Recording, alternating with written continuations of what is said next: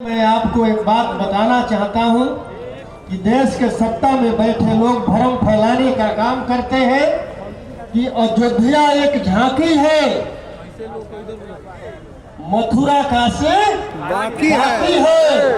तो मैं कहता हूं, समझिए उनके चालों को।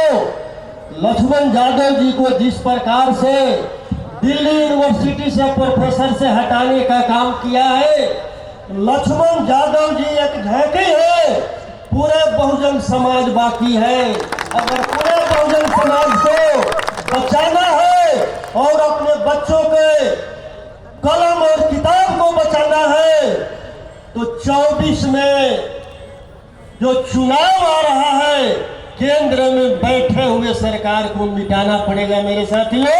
इसी के कड़ी में अगला वक्ता मैं लक्ष्मण यादव जी से आग्रह करता हूं।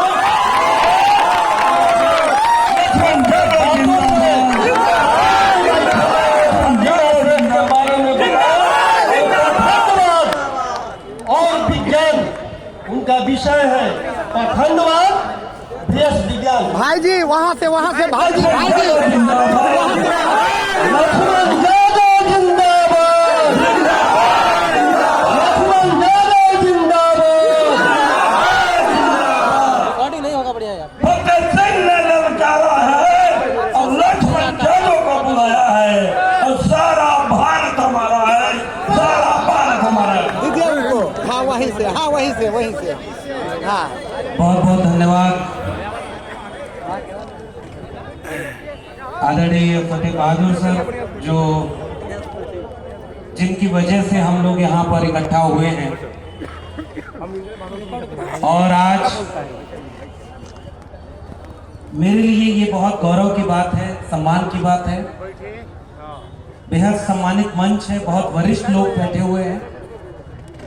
हमें सभी महिला से आग्रह है, हमें सभी महिलाओं से आग्रह है कि आप लोग बैठ जाइए।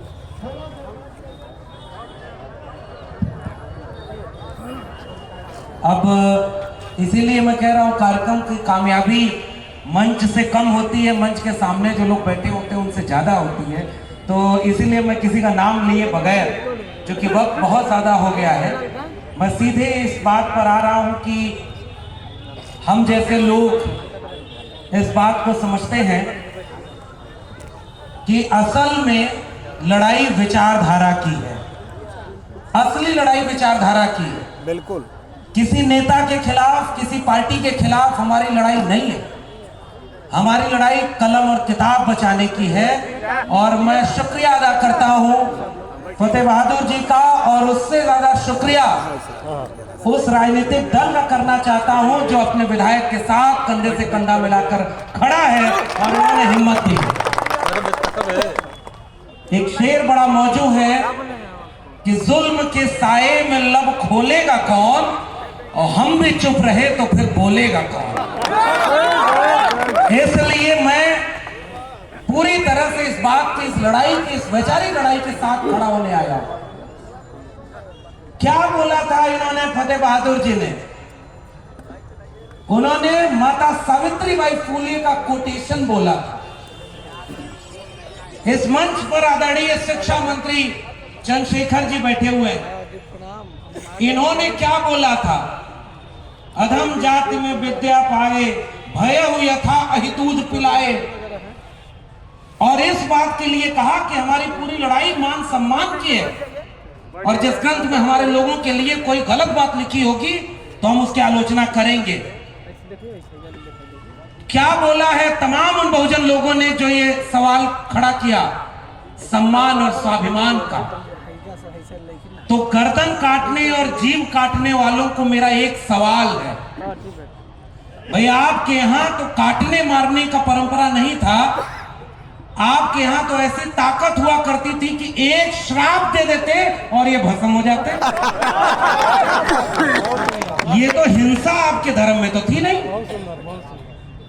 इसका मतलब कोई ऐसी ताकत नहीं है, कोई ऐसा श्राप बना ही नहीं है, वरना गर्दन काटने की बात नहीं करनी पड़ती।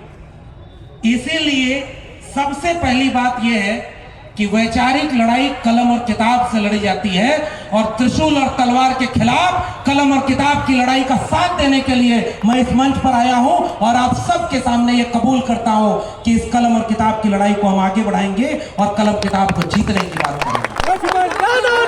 आज ये कार्यक्रम जो हुआ है, ये कार्यक्रम माता सावित्रीबाई फूले के ऊपर, और ये होता है एक वैचारिक आंदोलन।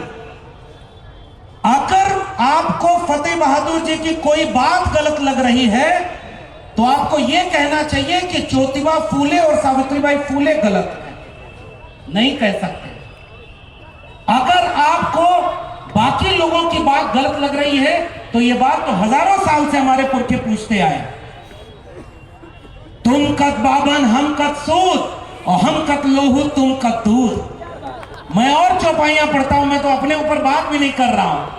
प्रोफेसर जी हैं, शिक्षा मंत्री जी, और आदरणीय आलोक मेहता जी बैठे हुए हैं, अनिता जी बैठी हुई हैं, मंत्री हैं।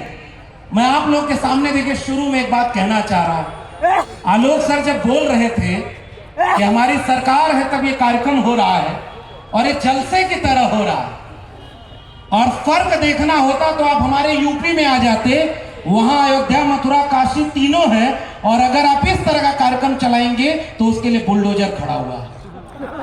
ये अंतर है उनमें और हम में।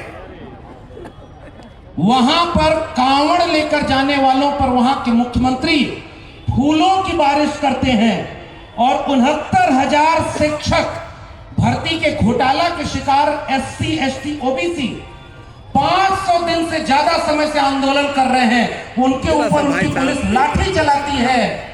और बिहार एक ऐसा राज्य है